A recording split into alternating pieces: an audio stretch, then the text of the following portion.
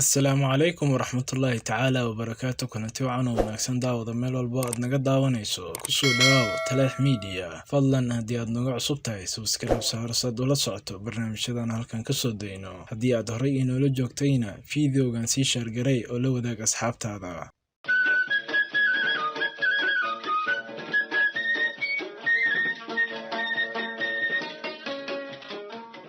kusoo dhawaaw sheekadii waa suge iyo warsame socdaalkii 30 maalmood qaybteedii 14aad.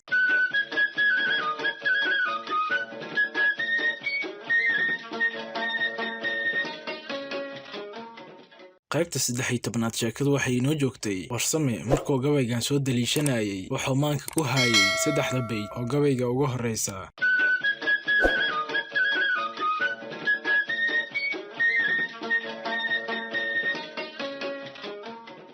qaybta 14aad waxay ku bilaabmaysaa kuwaas oo guud ahaan tilmaamayay inaan dadka qaar hadalku wax u tarin, sida uusan durdurku doog uga soo saari karin hadduu dhagaxa dul maro. nin waayeelka magaalada ka mid ahaa maantoo dhanna aamusnaa ayaa ka baqay inay sheekadu xumaato. wuxuu arkay rag aad u buunbuuninaya waxyaalaha muranka dhaliyey. wuxuu kaloo ogaa in haddii laysu caroodo ay sheekada murtida lihijoogsanayso, maalin walbana aan isla helayn maqaawiirta meesha ku kulantay. ninkii wuxuu goostay inuu sheekadii bedelo oo meel kaloo kaftankeedu xiise leeyahay dadka ku sii jeediyo. wuxuuna ku bilaabay, waa sugow, waxaad nooga warantaa reer miyigu qabyaaladii ma iska dhaafeen, iskoodse wax muu qabsadaan oo ma yihiin dad u soo jeeda horukac ama isbeddel nololeed. markii la soo jeediyey su-aashaas ka baxsan sheekadii hore ayaa dadkii wada aamusay. taasina waxay ka dhalatay in markii hore qof weliba ka fikirayay wixii uu ka dhihi lahaa dooda markaas socotay, qaarna oo kaba faaloonayay wixii horey loo yiri.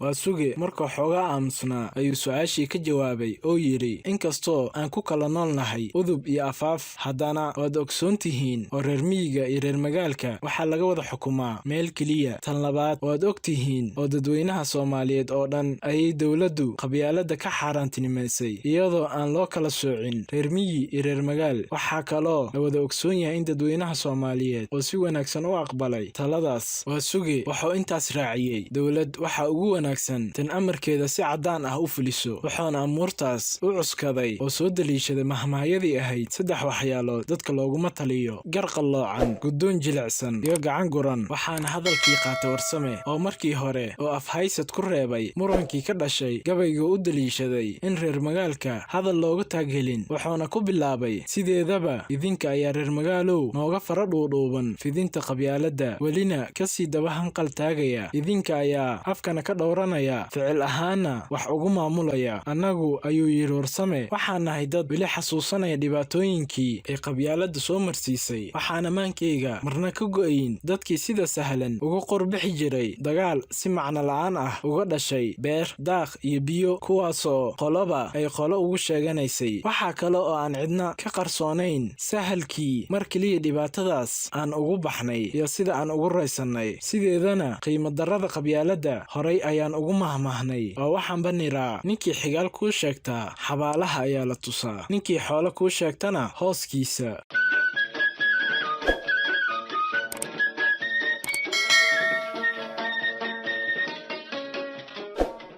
warsame wuxuu arkay inuu hadalkiisu dadka saameeyey oo madax la wada ruxay, markaasoo kalsooni hor leh ku abuurantay. wuxuuna isagoo hadalkiisii sii wata yidhi, waxaa kaloo reer magaalow aad si daacadnimo darro ah uga dhigo daarsateen waanadii iyo ducadii qabyaaladda lidka ku ahaa oo uu mar walba Soomaalida u soo jeedin jiray abwaanka la yidhaahdo xaaji maxamed axmed liibaan. oo aan ka xasuusto, ayuu yidhi warsame, qasadkeeda Soomaalaay allaha qaawiyeeyow, reer qabiil fulaan rabbigee ha ka qaado qalalkii nagu raagay, qod kaleeta ha aado, wax dhan baan qulbanayn, qalbigeena ha nuuro. waxaa kaloo ay ila tahay inaysan su-aasha qaybteeda labaad jawaab u baahnayn. maxaa yeelay, ayuu warsame yidhi, iskaa wax u qabsada aad maantana weydiinaysid waa shaqo aad annaga naga barateen. markii uu warsame intaa yidhi ayuu waa suge oo saaxiibkiis kabaya ku daba karay hees kale oo uu dhowr beed ka xasuusanayay oo isla xaaji maxamed tiriyey. markii gobonnimada la qaatay kadib, xaaji maxamed wuxuu aad u suluugay sida foosha xun oo wax loo maamulayay, wuxuuna fikraddaasi ku muujiyey hees qaabkeeda dhismuhu yahay alifka ya.